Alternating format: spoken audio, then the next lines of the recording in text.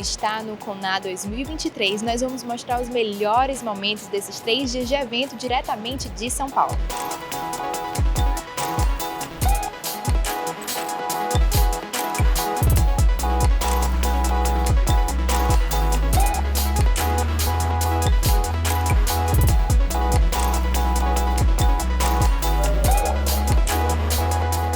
O nosso meio viajou para São Paulo e embarcou nos conteúdos do Conar 2023. Com o tema Repensar o Hoje em uma Realidade Plural, o maior evento de RH da América Latina reuniu mais de 20 mil pessoas e trouxe grandes gestores da área. São mais de 200 estandes, desde aqueles estandes maiores até aqueles que estão começando. A BRH também age de maneira social, proporcionando que pessoas possam ter visibilidade nesse mundo de negócio.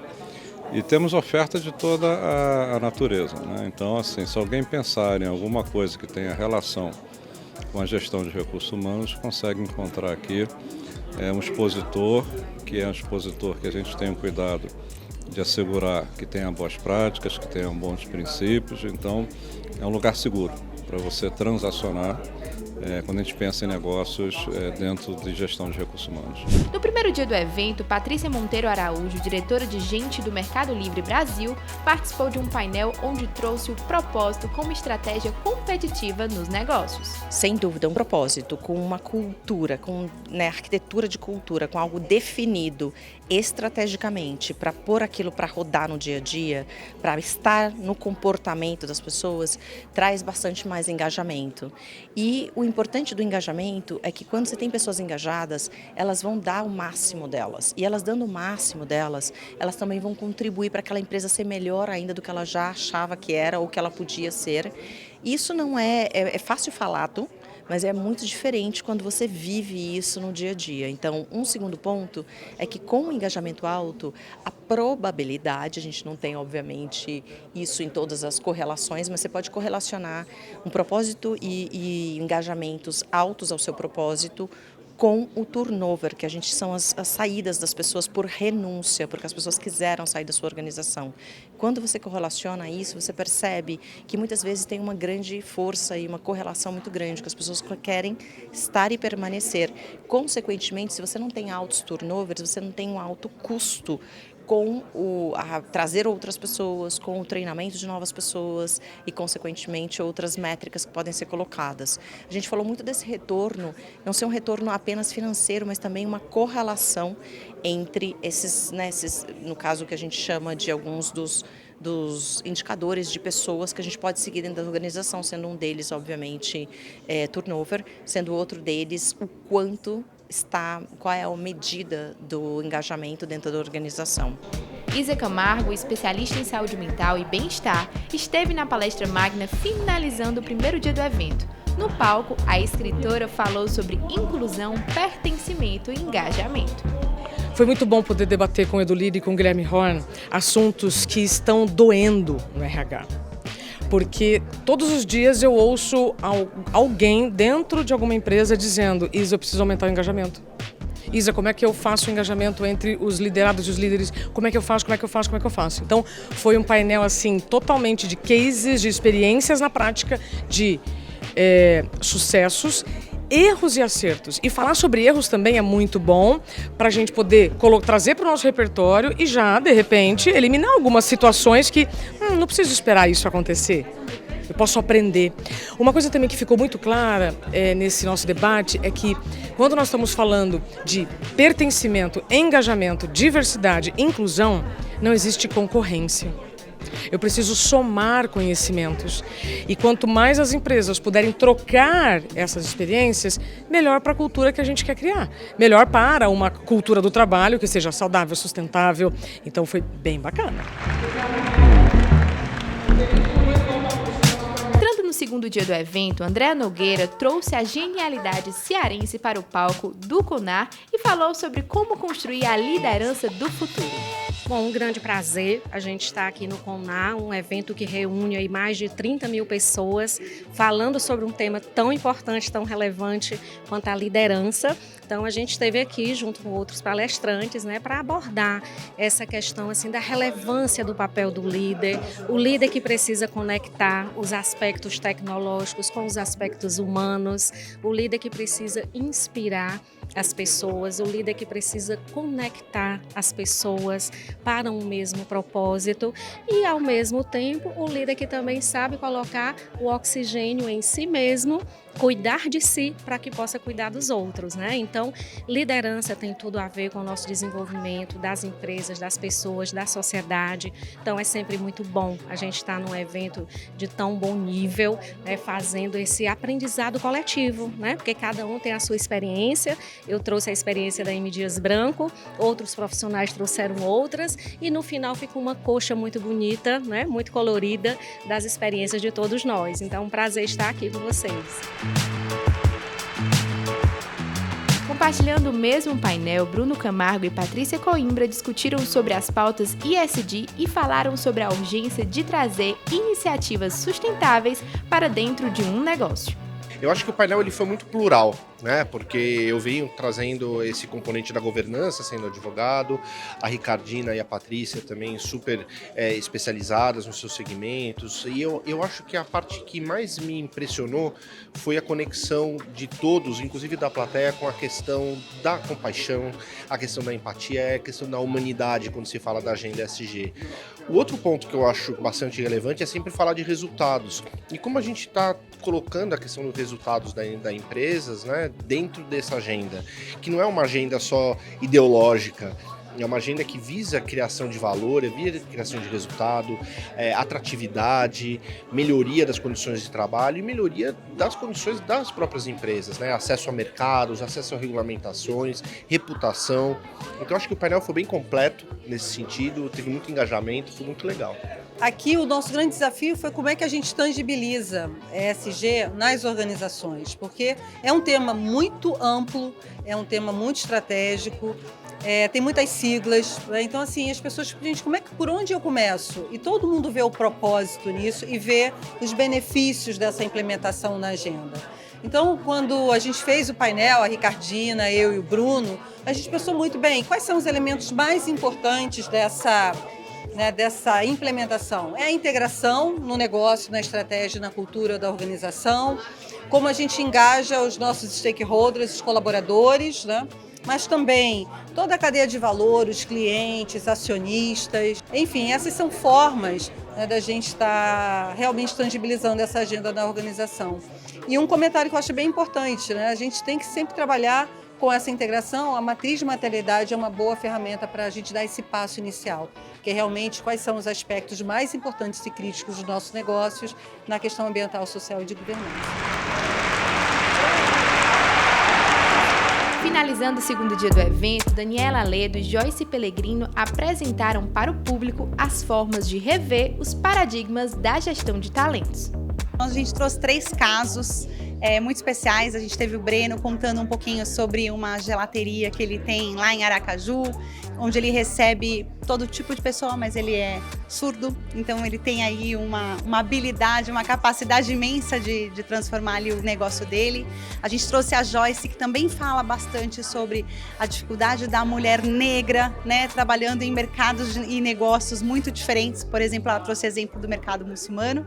E eu trouxe um case da Balduco, que para nós lá é muito especial, que fala sobre um projeto de reeducação de pregressos. Então é como que a gente insere pessoas que estão presas em trabalhos dentro de organizações temporários, né? E depois como é que a gente recruta eles quando eles saem aí das prisões. Eu trouxe um pouco as quebras dos paradigmas na minha história, como uma criança que vem de uma região muito simples, com poucos recursos financeiros, a assumir negócios globais e, mais do que isso, desenvolver negócios fora da caixa. Então, desde vender panetone para muçulmano e desenvolver a linha de carros de luxo, então, e sair do luxo para o básico. Hoje eu estou desenvolvendo cesta básica, que se nós olharmos é um benefício inclusivo. Às vezes, eu dou um cartão, mas e aí o seu funcionário? Ele tem carro para fazer compras? Ele tem mercado por perto? Então, eu quis trazer muito o quanto nós, como líderes, agora na cadeira de líder, precisamos pensar na inclusão de uma forma mais ampla, em benefício, processo seletivo. Trouxe alguns exemplos. Às vezes a pessoa chega amassado, mas também pegou 5 trens. Então, é claro, é óbvio que essa pessoa vai chegar de uma outra forma. E quebras de paradigma na própria gestão de talento. Como eu faço o meu talento, que às vezes ele é um grupo minoritário, falar? Qual que é o poder da pergunta? Tudo isso inclui e faz o melhor para o negócio, que é um negócio rentável e sustentável. O dia 3 começou a todo vapor. Jason Hard, responsável pela gestão de pessoas da Azul Linhas Aéreas, falou sobre as grandes prioridades da empresa de capacitar os colaboradores e apontar para a diversidade. Bom, muito obrigado. Eu acho que a oportunidade que nós temos na aviação é para tentar desmistificar a aviação para as mulheres, né? Uma indústria bem dominada pelos homens.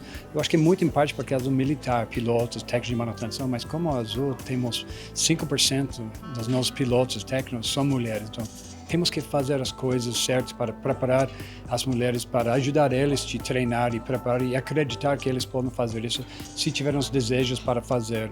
Então, programas de estágio, programas técnicos para ajudar eles a chegar e também promover as pessoas claro que são prontas. Então temos, por exemplo, nosso gerente geral de manutenção é mulher, a Adriana cuida desta parte também, nosso diretor de operações de CCO, que é o Centro de Operações, a Bianca, também é mulher, e eles passaram muito tempo estudando, preparando para este momento também, mas como empresas, o que nós podemos fazer, não somente para ter metas de fazer, mas realmente a crítica é importante e preparar o grupo para acelerar isso um pouco. Especialista no assunto, Guilherme Lackner, diretor de aquisição de talentos e Employer Brand da XP, trouxe para o CONAR as estratégias para que uma marca retenha talentos e foque no engajamento. O principal que a gente começou a discorrer dentro do painel que a gente fez foi entender os ecossistemas. Então, acho que eu como XP tenho uma realidade, a Patrícia como UI tem outra, o Anselmo como Açaí tem outra, e acabou que a gente começou discutindo primeiro aonde que a gente aplica o que a gente conhece de RH. Então, primeiro falando um pouco do contexto, da nossa realidade, da nossa vivência, depois a gente começou a falar um pouquinho sobre ferramenta, sobre quais são as dicas, quais são as oportunidades, e pensando em estratégia de retenção de talentos, acho que o principal que a gente chegou num comum acordo lá que é sobre ter escuta ativa. Acho que mais do que uma receita de bolo, olha, faça isso, faça aquilo, é como que você consegue ouvir teus talentos, ouvir a tua população interna de colaboradores, entender quais são os seus anseios, suas ansiedades, suas preocupações, o que a gente precisa construir de fato como uma estratégia bem definida para reter aqueles que a gente não quer perder. Então acho que esse foi o principal ponto que a gente começou discutindo, né? Ter a escuta ativa, ter a ferramenta certa, conseguir tirar algum insight dos dados, né? E cada vez mais ampliar nossa rede para dentro da empresa e tudo mais.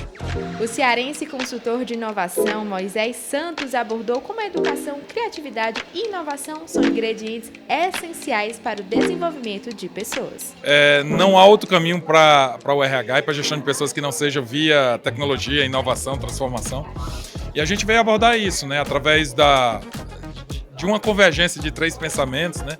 Falando um pouco sobre educação, sobre criatividade e inovação, como é que eles convergem para que a gente possa, de alguma forma, potencializar o executivo que está lá desenvolvendo pessoas, que está lá apostando na transformação dos nossos colaboradores nas organizações. Então, do ponto de vista da educação, tudo é educação, né? Qualquer processo de transformação e de inovação requer novo aprendizado. Como é que a gente desenvolve isso nas pessoas. Esse aprendizado não é um aprendizado que está em prateleira. Muitas vezes eu preciso ser criativo para encontrar caminhos para desenvolver essas pessoas, então a gente abordou isso também. E aí a Helena Gil, né, traz toda a experiência dela na área acadêmica, né, usando a criatividade como elemento até anterior à questão da liderança, ao desenvolvimento. Nós precisamos ser criativos porque nós somos seres humanos.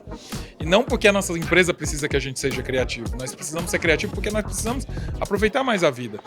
Então esse pensamento foi o que a gente teve lá. A gente viveu muito tudo isso. E falando da inovação, porque se você visitar, e vocês estão visitando, e massa nosso meio está aqui no Ceará, ou em Fortaleza, levando para o Ceará essas informações, 90% da feira é tecnologia. São instrumentos para potencializar nossos gestores de recursos humanos. Então, quando você olha para tudo isso, você diz, cara, mas será que é só tecnologia? Será que a tecnologia vai resolver tudo? Não é que ela vai resolver, mas ela está colocada para que a gente se torne melhores pessoas, porque o nosso objetivo no final do dia é potencializar pessoas para construir uma empresa melhor cada dia. Então acho que isso foi o que a gente viveu, foi isso que a gente conversou e espero que a gente possa se conectar mais vezes. A ABRH Ceará esteve presente nesses 3 dias de evento e ressaltou a importância desses conteúdos para inspirar os profissionais de RH. Então, Gabriela, foram 3 dias imersas realmente num conteúdo maravilhoso. Na feira estavam rodando, entre congressistas, visitantes, expositores, mais de 35 mil pessoas nesses 3 dias. Então, assim, uma feira gigante, as salas lotadas, realmente muita gente. Foram 6 palestras magnas, mais de 20 painéis de conteúdos diversos, aí falando sobre vários temas. E eu quero trazer aqui alguns insights, né? O que mais me chamou a atenção? O quanto foi falado aqui sobre autoconhecimento. Importante do líder se conhecer para que ele consiga fazer a transformação nas suas equipes a partir do seu autoconhecimento. É um evento, bom lembrar que o CONAR, com o Congresso de RH, o maior Congresso de RH nacional, ele não é um congresso só de gente, só de gestão de pessoas. É um congresso voltado para gente, gestão e negócios, business. Então, a gente fala sempre isso. O líder está aqui dentro, o empresário está participando do congresso. E aí a gente foi falando sobre autoconhecimento nesse contexto, né? Todos precisam se autoconhecer. E falamos também sobre o líder no seu papel social. E ele, enquanto no papel social, precisa estar olhando o colaborador, não só no contexto de trabalho dele, mas entender da família, entender do que está fora, quem é esse colaborador, né, que está em sua casa, né, trabalhar empatia, né? Então, o líder, cuidador das pessoas, foi o que eu vi, né? Eu acho que tem mais insights, o Antenor deve trazer mais alguns pontos aqui, e aí a gente vai continuar falando. Antenor, eu queria que você contasse um pouco do que você conseguiu absorver e da importância da ABRH de Ceará estar aqui presente no evento. Alguns profissionais do Ceará, inclusive, estiveram presentes. Queria saber o que é que vocês vão levar aí de inovação na bagagem para o nosso estado. Bem, na verdade, muito feliz pela realização do evento. A gente percebe que isso fortalece o sistema ABRH e fortalece a nossa seccional. Estamos com um número significativo de diretores, conselheiros e congressistas, profissionais da área de recursos humanos do nosso estado. Na verdade, é uma diversidade, uma obesidade de informações. E aí o que a gente percebe é que foi muito focado em pontos como diversidade, uma diversidade de uma forma estruturada, né, que você possa analisar as suas empresas, né, as diversas possibilidades que você tem para explorar esse assunto, a questão do investimento contínuo na sua carreira, de repensar. A tecnologia realmente avançou bastante, então isso é bom porque sobra tempo para que os recursos humanos possam investir no cuidar das pessoas. Então a questão da saúde mental está muito forte, principalmente após essa pandemia. Então o que a gente percebe é que tem um grande desafio, tem muito trabalho para os recursos humanos, gestores de pessoas, e aí é importante de que ele seja um protagonista dentro da sua organização. Então ele possa ser estratégico, que ele possa estar trazendo as informações que possam subsidiar as decisões das empresas, dos dirigentes. Então assim, a missão foi cumprida, parabéns aí para a ABRH Brasil, e que a gente espera que vocês realmente compareçam ao nosso congresso 19 e 20 de outubro lá no Ceará, 10ª edição, aguardamos vocês.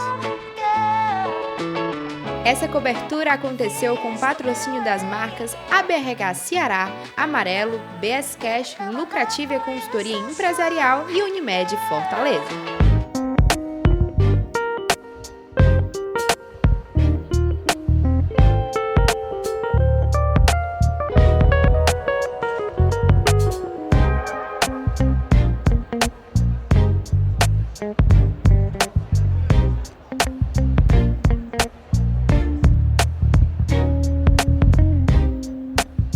Assim vivemos esses 3 dias de evento. O Nosso Meio realizou a cobertura completa. Para consumir mais conteúdos, acesse nossomeio.com.br e veja também no nosso perfil no Instagram, @nossomeio.ce. Até a próxima!